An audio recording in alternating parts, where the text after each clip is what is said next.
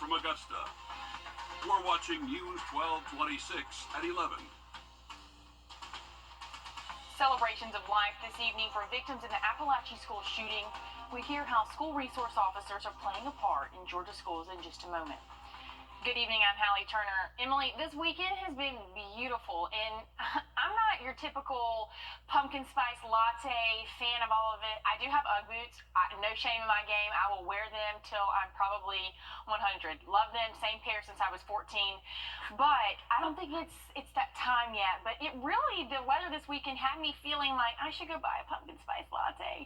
Yeah. So this upcoming week, are we going to feel those temperatures the same, or are we going to really need to have our water with us? I'm going to say Tuesday morning is going to feel great. We're going to be in the upper 50s, but by the afternoon, we're going to be back in the 80s and plenty of sunshine. So we're definitely in that in-between phase where you wear a jacket when you head off to school or work, and then by the time you get home, it's way too hot out there. For our overnight temperatures tonight, though, not looking too bad. We're in those upper 60s. We'll drop maybe a degree or two overnight tonight, maybe a little bit more than that. I think we'll be in those middle 60s or lower 60s overnight tonight. But let's look at the dew points. That's what's been making it feel so comfortable the past couple of days. We've been seeing dew points in the 60s here, and that trend's going to continue for the next couple of days. We have great weather in store for us for the start of our work week. Starting tomorrow, plenty of sunshine throughout the afternoon.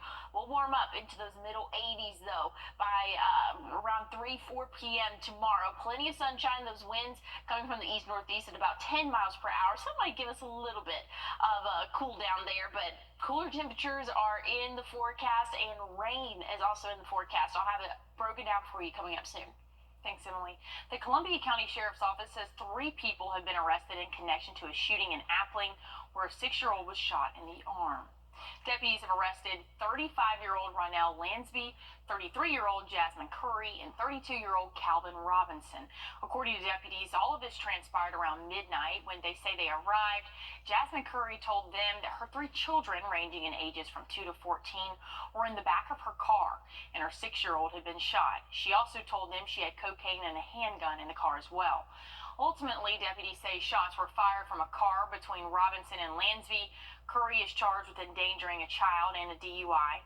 Robinson and Lansby are being held without bond and face a list of charges, including aggravated assault. The child was taken to a local hospital, and deputies say he is recovering. And tonight, a celebration of life was held for the victims of Appalachia High School mass shooting. 4 people died and 9 others were injured. According to the release from the Barrow County School System, it is still unclear when class will resume at Appalachia High School. Today, the principal sent a letter to parents and staff members saying leaders are trying to determine those next steps. Students are allowed to retrieve their belongings tomorrow afternoon. The 14-year-old suspect shooter and his father are both facing murder charges. And the school resource officers were a part of the response to that shooting. And Georgia is one of the few states nationwide taking the alternative approach, using school resource officers to keep schools safe. Here's CBS's Stephen Stock. Yeah. Good? Good choices? Yeah. Yeah, there you go. Fine. Just another friendly face in the hallway of a Georgia school. It's an approach the state adopted 6 years ago that puts SROs and district safety coordinators working hand in hand with school administrators. We believe it takes a specific kind of person to be an SRO, just like it would a specific kind of person to be an operator on a SWAT team. Chief Murray Kogod helped his district and schools across Georgia implement the triad model. Its goal is to establish a strong relationship between SROs and students so that officers become mentors whom the kids turn to for help. Kogod says that trust and communication also creates a safer learning environment.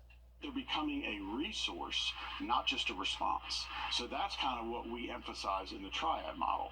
And we believe it to be the most effective and the most beneficial for the students in the end. And we are a part of that team in seeing these kids succeed. Officers are trained to become triad certified, including instruction on threat assessments, de-escalation techniques, and thinking like educators, not cops. Those people are the people that are ready to transition to a different mindset, ready to become the protector rather than the enforcer. Since Georgia started training schools on this triad model, federal data shows student arrests are down. KOGOT also says more confidential tips about threats are coming in. Now, while not mandated by law, most school districts in Georgia follow the triad model, including in Appalachia High School, where SROs were involved in taking the suspect shooter into custody. And Goodwill is hosting a Career and Resource Expo tomorrow from 11 to 2 at the Snelling Conference Center on Washington Road. The free event looks to connect hiring managers with job seekers looking to advance their careers. A wide range of companies will be there with opportunities in different career fields. And the second of 5 public meetings to discuss the penny sales tax in Aiken County is tomorrow. 10 years ago, people approved a tax to help fund projects like Aiken High School, North Augusta High School, and Rich Spring Monetta's campus. The official vote is in November, and it would be a renewal, so not a change to anything current. If renewed, leaders hope to address issues with schools like Silver Bluff, North Augusta Middle, and South Aiken High School, along with helping 4 schools and bringing a new addition to Area 3. And this weekend marked the 1-year anniversary of radioactive pinball in Aiken.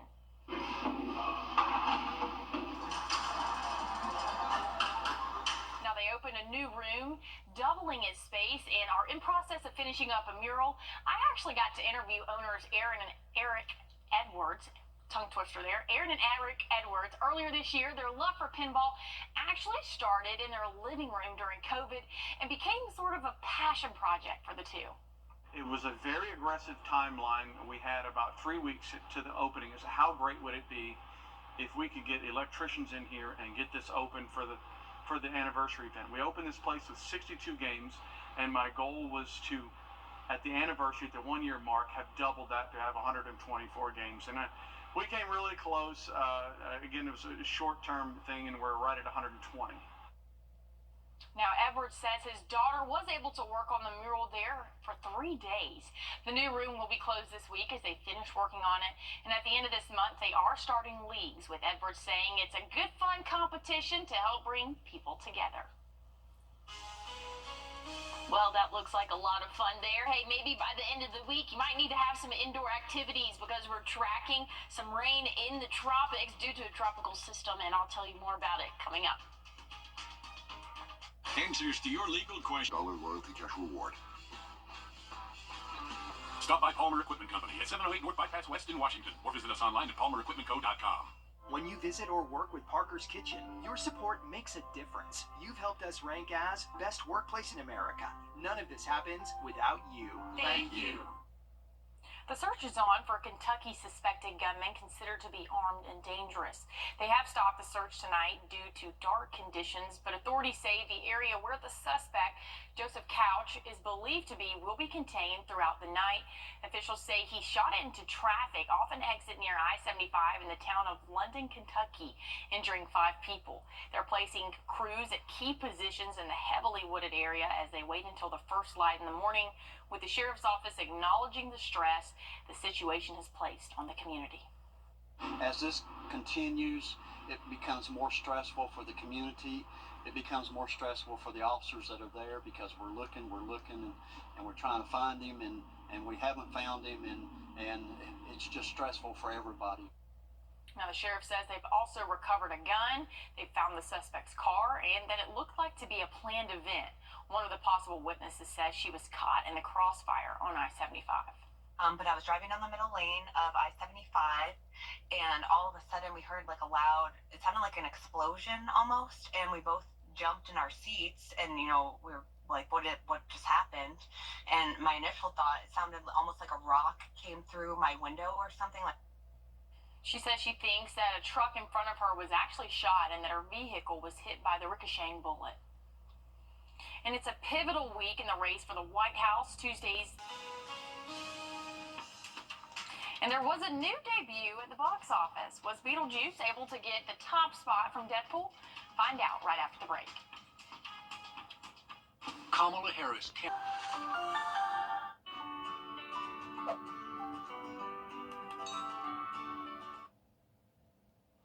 A sequel to a 1988 movie took the top spot at the box office in its debut weekend.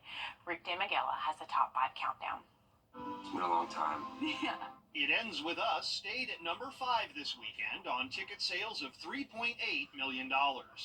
Alien Romulus dropped from second to fourth place with $3.9 million, while the Reagan biopic rose one spot to third place with $5.2 million. Make a wish, buddy. The summer's superhero smash Deadpool and Wolverine fell out of the top spot for the second time. After retaking number 1 from Alien Romulus 2 weeks ago, the R-rated Marvel movie relinquished the top spot again while adding $7.2 million to its just north of $614 million domestic box office total. Beetlejuice. The ghost with the most made the most of his opening weekend. Beetlejuice launched in first place with an estimated $110 million. The original movie opened in 1988 to the tune of $8 million, finishing with a worldwide gross of $73.7 million. Those numbers being unadjusted for inflation. In Hollywood, I'm Rick Damigella. Now, back in 1988, the original Beetlejuice knocked Matthew Broderick's Biloxi Blues from the number 1 spot, according to the box office mojo. Let me tell you, there's one thing I'm not going to go do, and that's I'm not going to go pay to go get scared. You know, haunted houses, all of that. Nope. My parents saved so much money on that because that just wasn't my thing, and even to this day, I hate to tell the box office. Yeah, I'm totally with you. I do not like to be scared. I don't like any sort of like adrenaline rush. That's not for me. So, yeah, I hear you on that. That's a no for me. Take a look at weather, though. We've got a lot to talk about today. 67. Current temperature right now feels like 67. That dew point is in the 60s as well. So, feels pretty comfortable as we go into our overnight hours. Dry conditions for us. It's going to stay dry over the next couple of days. So, that's some good news there. But the tropics are brewing, and we're seeing some tropical development. This is actually potential tropical cyclone 6. So a little bit of a mouthful there, right in this area here in the Gulf of Mexico, expected to organize and become a named storm. Here's a little bit of a closer view for you here. That's the satellite visible imagery there. But again, expected to become more organized and probably a named system as it tracks through the Gulf of Mexico. Actually has the potential to become a hurricane over the next couple of days. But here's Wednesday morning. We can see it's pretty close to making landfall somewhere between Houston, Texas, and a place that, well, I know Houston's a little bit more inland. But anyways, Texas and Louisiana state line, somewhere around there. Again, Wednesday, that's going to bring rainfall to our area as early as Thursday afternoon, lasting throughout the day, Friday, and even into our Saturday, unfortunately. So a wet pattern is in store for us by the end of the week. We're talking anywhere from 1 to 2 inches, so not going to be a super soaker, I guess you could say, but we are expecting to see some rainfall for our area. And good news is the next couple of days not looking too bad. We're going to start off tomorrow morning in those lower to middle 60s, warming up into the 80s by the afternoon. Tuesday is going to be my pick of the week. We'll start off, I think, a little bit cooler than what this map is showing, in those upper 50s, warming up into those middle 80s by the afternoon. Plenty of sunshine for your Tuesday. I mean, Monday's really not looking too bad either, but we'll do it again for your Wednesday before the rainfall comes. For the end of the week, temperatures will drop just a little bit. We'll be in those lower 80s by Thursday, and that's going to track for your Friday and Saturday. Rain chances are a little bit in the air for your Sunday, just depending on exactly where that system moves. If it moves a little bit more to the right or north, if it moves pretty quickly, then we should be looking a little bit drier for your Sunday. But as of right now, tracking a little bit more towards the east, and that's going to keep us a little bit on the wetter side of things. So that's what we have for the next 7 days. So not too bad for the next 3 days. Rain chances do come into play, though, by the end of the week. And as we head to break, here's a live look at New York and your winning lottery numbers.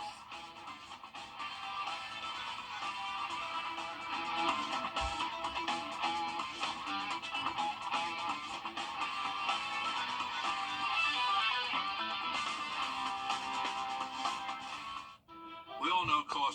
Okay. Thanks. Thank you. Thanks a lot. Trust meteorologist Emily Acton for your first alert. First Alert Radar, powered by Jim Hudson Automotive Group. On your sideline. Well, the Clemson Tigers bounced back Saturday with a stellar performance, but it was an emotional day for many in Death Valley. Well before kickoff, it was announced that former Tigers wide receiver DeAndre Overton died at just 26 years old. Before Saturday night's game, head coach Dabo Sweeney paused during the Tiger Walk into Memorial Stadium. He bent down at Overton's name plaque and paid his respects. Overton was a four-year player for the Tigers and was a key piece to both the 2016 and 2019 national championship teams. After graduation, he continued playing football, most recently playing for the UFL's Memphis Showboats. No cause of death has been revealed at this time. And the NFL season kicked off Thursday, but the time has finally...